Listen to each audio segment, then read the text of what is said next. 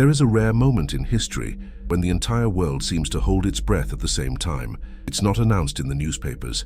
It's not decreed by governments, but it is felt. And if you are watching this now, there is a very high chance that you have already felt it. That silent unease that doesn't come from a specific fear, but from a deeper feeling, as if something very old is reorganizing itself beneath the surface of reality. December 2025 doesn't just carry the end of a year. It carries the weight of a threshold. Observe honestly, not just the headlines or the graphs, but the emotional climate of the planet, the economic instability that seems to escape any technical control, the climatic events that surpass historical records as if records no longer mattered, human relationships fragmenting into extreme polarizations. The future, which once seemed predictable, now sounds uncertain, even to the most optimistic. The question is no longer what is happening, but why is this happening now?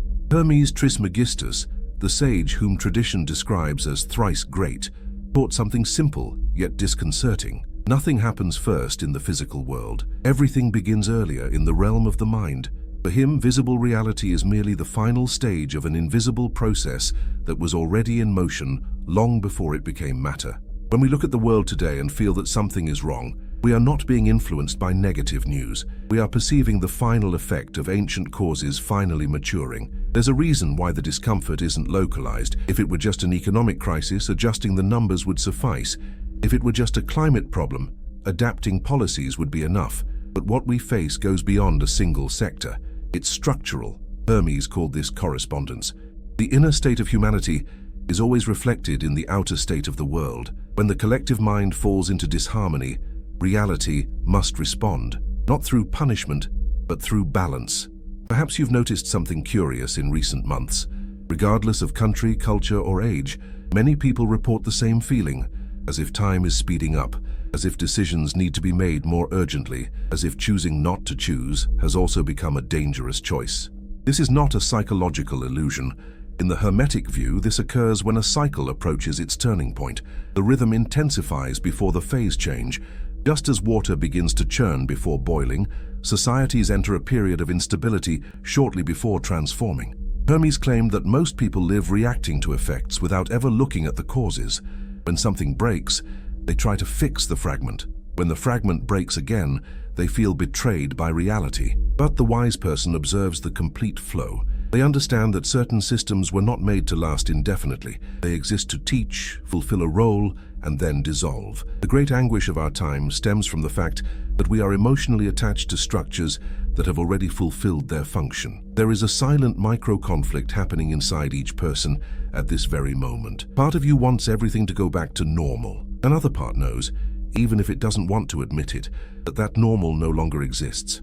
This internal tension is not a personal failing. It is a reflection of the larger conflict between a world that tries to stand upright by force and a new state that tries to emerge out of necessity. Hermes would say that we are trying to hold the pendulum at its extreme point, ignoring that the law of rhythm always makes it swing back. Interestingly, the more advanced technology becomes, the more evident this crisis becomes. We should feel safer, more informed, more prepared, and yet the prevailing feeling is the opposite. This happens because technical knowledge without mental alignment only amplifies the reach of imbalance.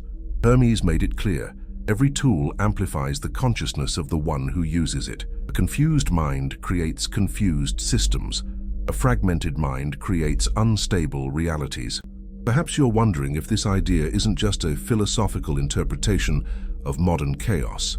But here arises the first troubling question. Why do so many people at the same time feel that something decisive is about to happen, even without knowing exactly what? In other eras, crises were localized. Today, the feeling is global. This is not common, and it's not random. Hermes taught that there is a type of memory that does not belong to the brain, but to consciousness itself. When an old pattern returns, this memory is activated. Recognition precedes understanding. The body perceives before the rational mind can organize an explanation. That is why discomfort arises first as a sensation, then as a thought. Something similar has happened before in human history, not exactly in the same way, but under the same laws. And here is the most challenging point of this initial section. If the external world is reflecting a collective internal state, then no storm is entirely unexpected. It is announced in silence long before it manifests in the sky. The question that needs to be asked is not when something will change, but whether we are willing to understand why we have changed to the point of demanding that answer from reality. Hermes never promised comfort to those who ignore universal laws, but he also never spoke of inevitable destiny. For him, understanding the cycle was the first step to navigating it with clarity. The difference between being swept away by change or consciously walking through it lies not in physical strength, nor in external resources. It lies in the degree of perception, and this leads us to a question that can no longer be avoided. If these laws are in action now, if this cycle has truly entered its critical phase, how come a select few seem to perceive them before others? Where does this foresighted reading of time come from? And who throughout history has demonstrated the ability to access this knowledge when the world was still asleep? This is where we begin to touch on the thread that connects the present to something much deeper. Because if what we face today is not an accident, then someone at some point already had access to this information before the effects became visible. And in the next part, we will look directly at a man who did exactly that, not as a mystical prophet, but as someone who applied in practice the same laws that Hermes taught millennia ago. Hermes Trismegistus taught that time is not a line we follow from the past to the future, but a field into which consciousness can enter at different points. For him, the future is not created at the moment it happens. It matures slowly, invisibly, like a seed beneath the earth. Few know how to recognize the soil before the plant emerges. Even fewer know how to read the result before the process is complete. Edgar Cayce was one of those few. He didn't emerge as a mystic detached from ordinary life. On the contrary, he was a simple man, involved with practical matters, common illnesses, financial problems, and family dilemmas. Precisely for this reason, his story connects with something very everyday, the intuition that arises when the rational mind falls silent, although in his case, this intuition reached a depth that still defies any statistical model today. When Cayce entered a deep sleep, he didn't speak in symbolic visions or poetic language. He answered objective questions with concrete details, dates, locations, events. Hermes would call this a direct application of the law of mentalism. If everything is mind, then he who learns to silence personal noise can access the universal mind, where there is no time, only pure information. In 1929, while the average citizen invested their meager resources, trusting in speeches of perpetual growth, Cayce described something very different. He spoke of an abrupt collapse, of economic violence, of collective despair. People ignored his words because they didn't make sense within the emotional climate of that moment. This is important. The future rarely seems plausible when it doesn't yet align with the collective mental state. If it did, it would already be happening. Think about how many times in your own life you've ignored a hunch because it didn't fit the logic of the moment. A decision that seemed wrong, but you made it anyway because everyone said it was safe. A relationship that seemed promising, but something inside warned you not to go through with it. Only after the effect is felt does intuition gain respect. Cayce operated precisely at this earlier point, before the effects became visible. Years after the 1929 crash, when the world was still trying to recover emotionally, he described the formation of global forces that would lead to an even greater conflict. He spoke of the emergence of specific leaders, the expansion of ideologies, the beginning and end of a world war. Hermes would call this reading the law of cause and effect in its initial stage. When deep causes align, the effect becomes inevitable, unless the collective mind itself changes course. The discomfort with these predictions stemmed not only from fear, but from confronting a difficult-to-accept idea that global events are not accidental. They are the logical result of accumulated choices. Cayce did not foresee tragedies as punishments. He described them as natural consequences of mental patterns sustained for a sufficient amount of time. What makes his story even more perplexing is that his readings weren't limited to wars or economics. He described scientific discoveries decades before they became possible. He spoke of splitting the atom when it still sounded like fiction. He described focused light technologies long before lasers existed. For Hermes, this would be just further evidence that mind precedes matter. Technology doesn't arise by chance. It emerges when the idea finds the conditions to manifest itself. But perhaps the most unsettling detail is this. Cayce never presented himself as special. He said that anyone could access the same field if they learned to align mind, intention, and silence. The difference is that few were willing to completely relinquish control long enough to hear something beyond their own thoughts. In modern daily life, we experience the opposite. We are trained to react continuously, Constant information, uninterrupted stimuli, ready-made opinions. The state of profound silence has become almost inaccessible. Hermes warned that a mind that is always busy cannot perceive subtle signs.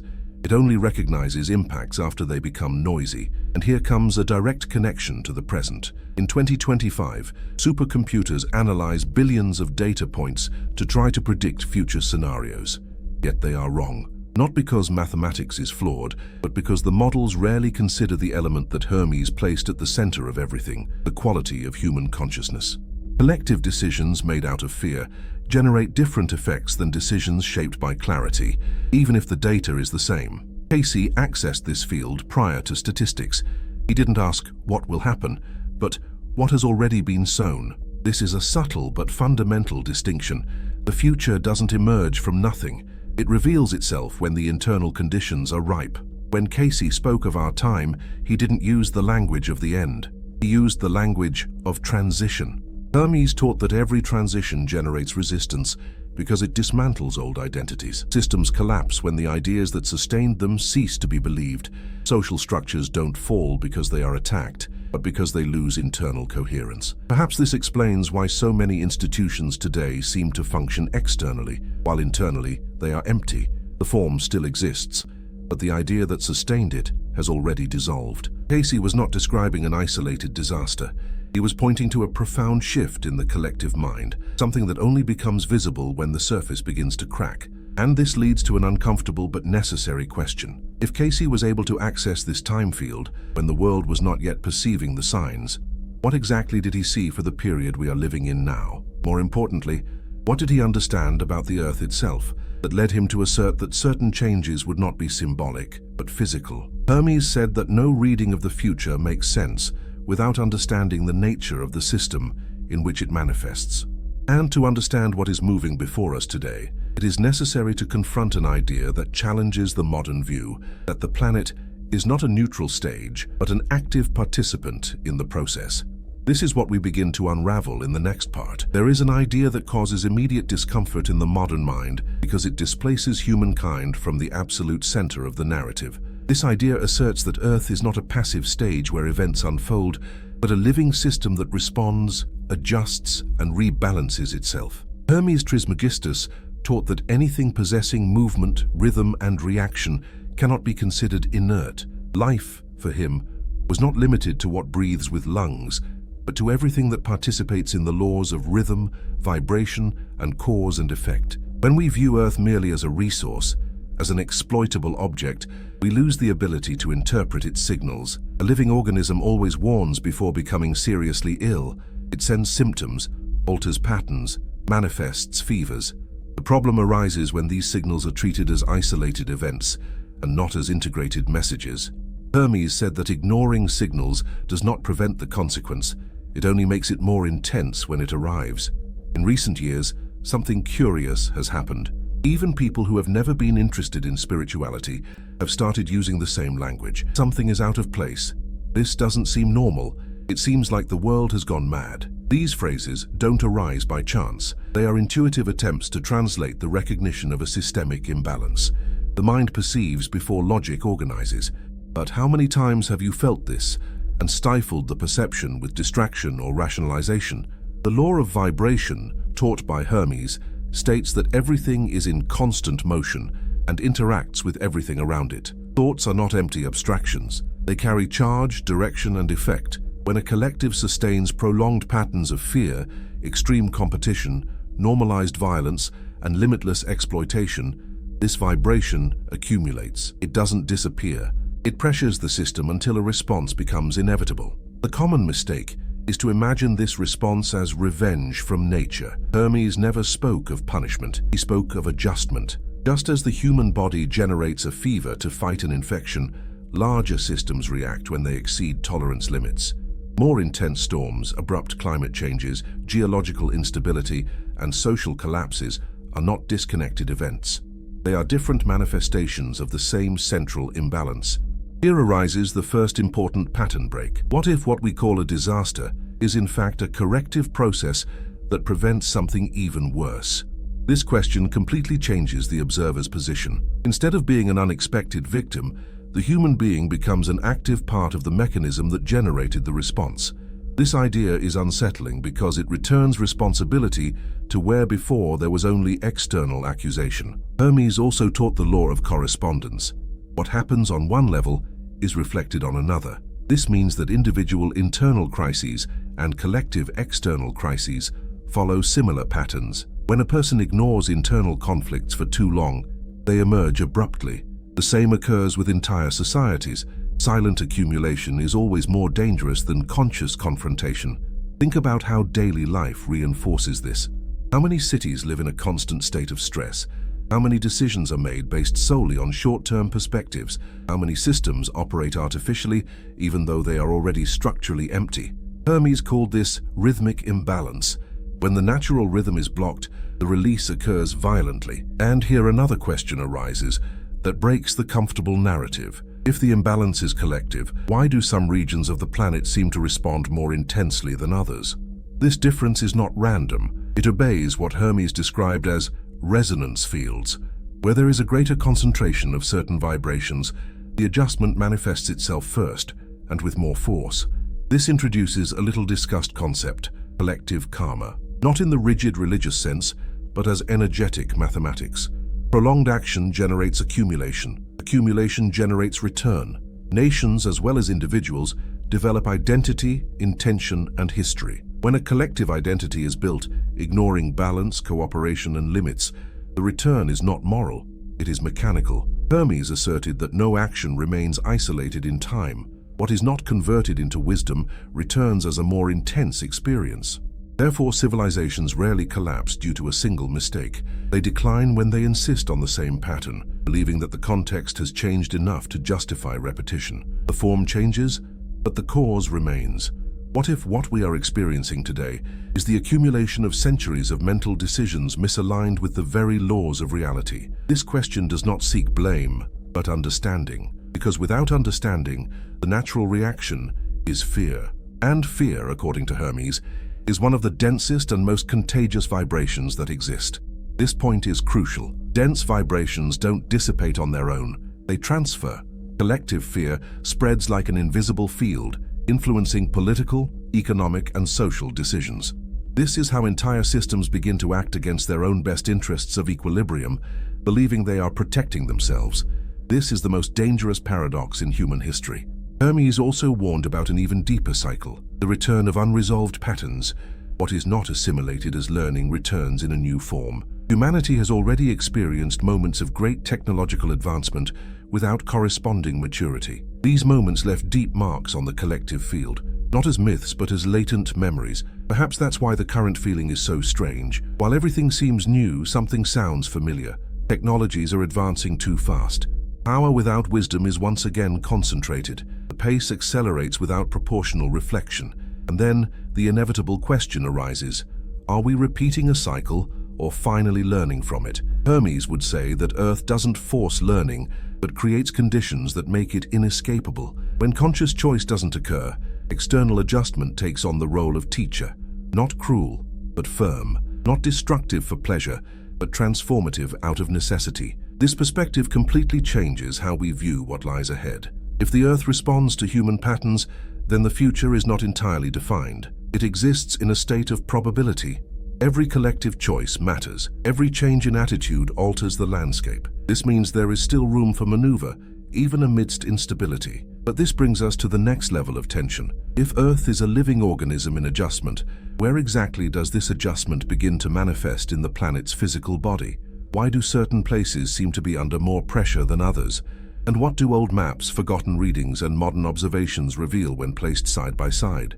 It is from this question that we enter the most disconcerting part of the entire journey. Because understanding the living nature of the Earth is only the beginning. The next step is to look directly at the points where this organism begins to react visibly. And what emerges from this observation challenges the conventional notion of security, stability, and the future. There are times when maps cease to be merely geographical representations and begin to function as X-rays of tension. They show not only territories, but points of pressure. When Hermes Trismegistus spoke of imbalance, He was not referring only to internal states of the human mind, but to the way this state is physically imprinted on the places where civilization is concentrated. Where there is an excess of accumulated force, adjustment begins at the most stretched point.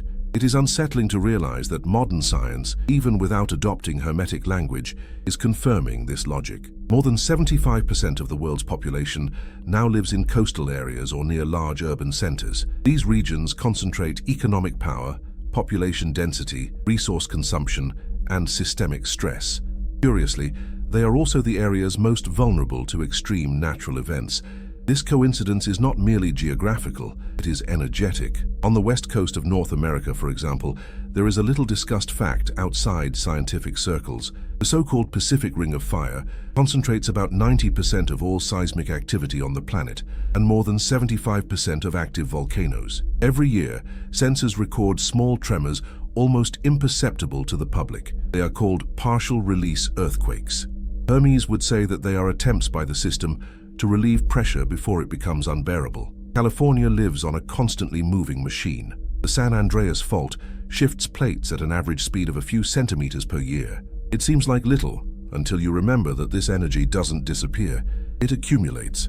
Statistically, geologists say that a major seismic event in this region is not a question of if, but of when. It's uncomfortable to admit this, but ignoring it doesn't change the natural mathematics of the system. What makes this region symbolically powerful is the contrast. The same coast that harbors technological innovation, global entertainment, and a culture of symbolic projection is also a geologically unstable territory since its formation. Hermes spoke of the principle of polarity. Where there are extremes of brilliance, there is potential for extremes of rupture. Imbalance does not arise from success itself, but from the disconnection between natural rhythm and imposed rhythm. On the other side of the continent, the situation takes on a different but no less unsettling form. The east coast of the United States is home to some of the most influential financial centers on the planet. New York, for example, sits on areas partially built on former swamps and artificially leveled land. Studies show that certain regions of the city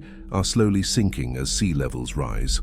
The rate seems small, millimeters per year, but in complex systems, small accumulated variations generate large consequences. There's a curious story among urban engineers. During the construction of heavier skyscrapers, they began recalculating the total weight of the city on the ground. The result was surprising. The collection of buildings exerts a measurable pressure on the geological base. This doesn't mean that buildings alone cause collapses, but it illustrates something symbolic. Excess load always requires compensation. Hermes would call this the inevitable effect of the law of cause and effect. When Edgar Cayce spoke about land disappearances and sudden changes on the Atlantic coast, many dismissed him as an exaggeration. But today, scientific projections indicate that millions of people could be displaced in the coming decades simply due to rising sea levels. This is without considering sudden events. The difference between the modern view and the Hermetic interpretation lies not in the data, but in the interpretation.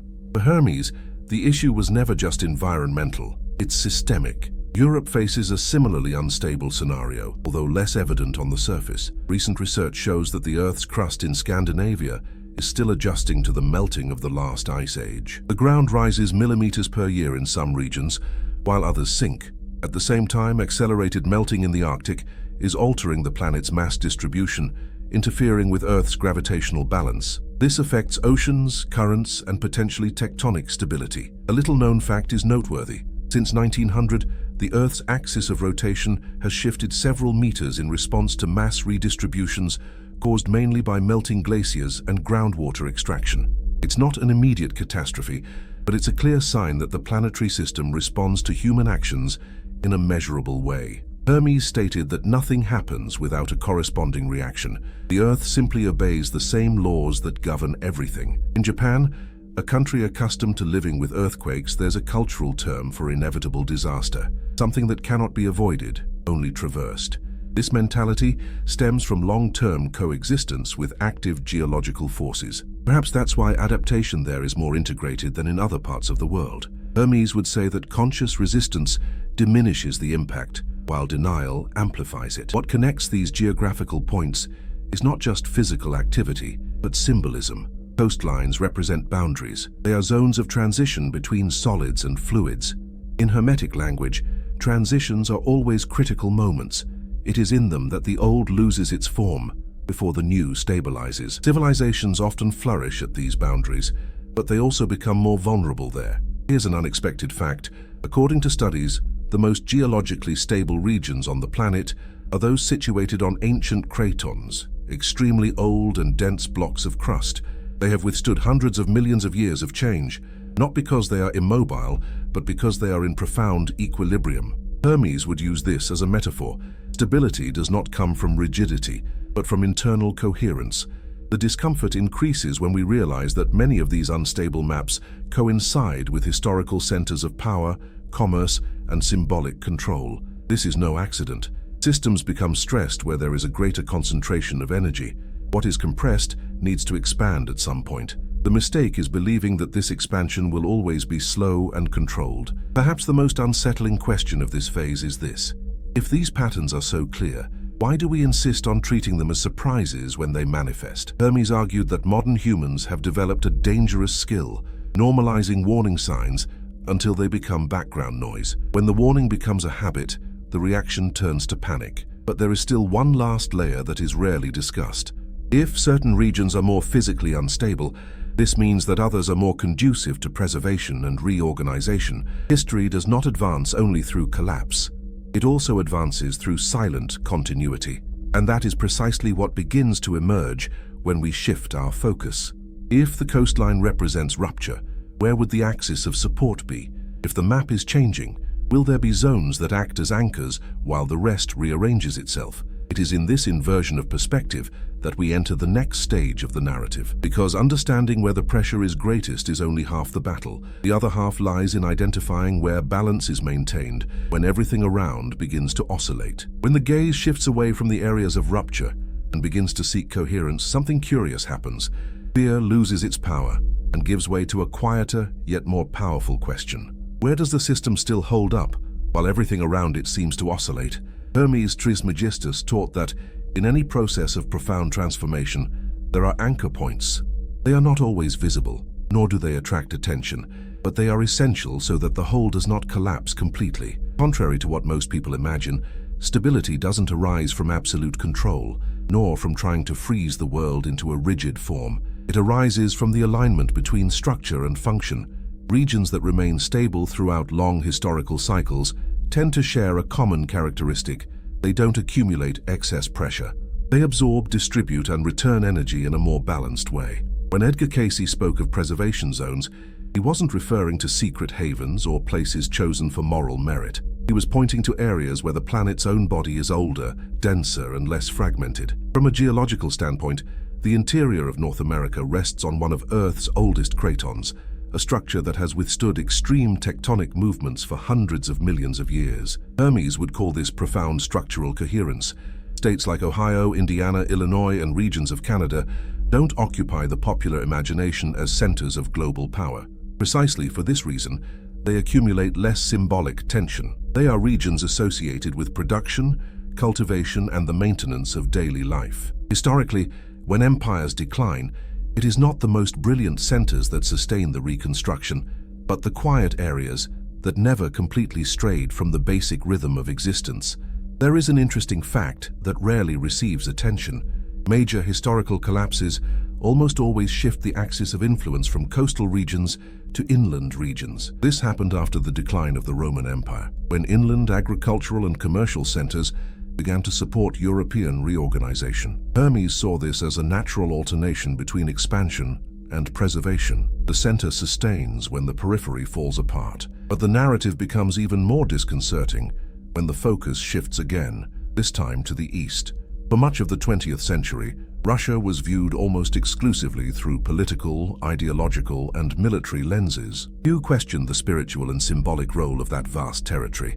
Cayce, influenced by principles already present in Hermetic teachings, spoke of something that seemed out of place for his time, a shift in consciousness emerging from a land marked by prolonged suffering. Hermes taught that continuous pain, when it does not destroy, purifies, not in the romantic sense of suffering, but as a process of dissolving collective pride. Civilizations that face profound and repeated losses are forced to confront the illusion of control. When that illusion falls, Space emerges for a reorientation of values, not immediately, but in a germinal way. Russia, throughout the centuries, has experienced wars, internal collapses, oppressive regimes, and massive human losses. Paradoxically, this has created a more direct cultural relationship with limits, sacrifice, and survival. Hermes would say that where the collective ego is frequently broken, the possibility of a less materially centered reorganization becomes real. Not guaranteed, but possible. It is important to clarify,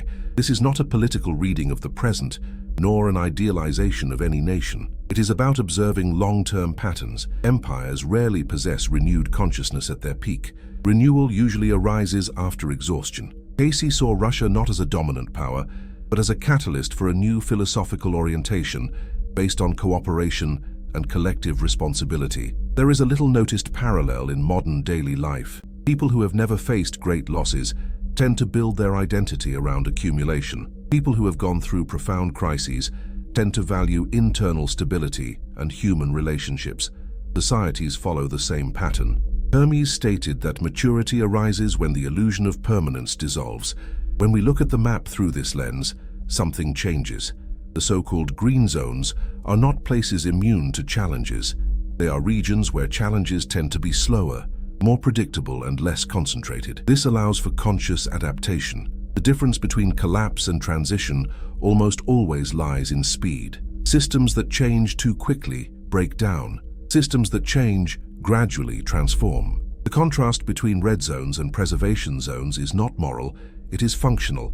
Centers of extreme financial, technological, and symbolic power concentrate energy, attention, and expectation. When the system goes into adjustment, these concentrations become unstable. Less charged regions act as buffers. Hermes compared this to communicating vessels.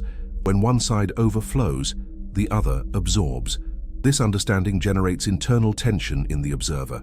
The immediate impulse is to think of physical displacement, escape, material protection. But Hermes warned that interpreting maps only on a literal level is to fall into the less important half of the teaching. Location helps, but it doesn't determine the individual's outcome. External structure without internal alignment only changes the scenario of the conflict, and here the narrative begins to turn against its own expectations. If more stable zones exist, why do people in geographically less favored regions sometimes navigate crises with more clarity than those in theoretically safe areas? Because external stability does not replace internal coherence. This is the point that dismantles the obsessive search for physical refuge as a final solution. Hermes taught that every true transition requires two supports, one structural and the other vibrational. The structural one guarantees time. The vibrational one determines experience.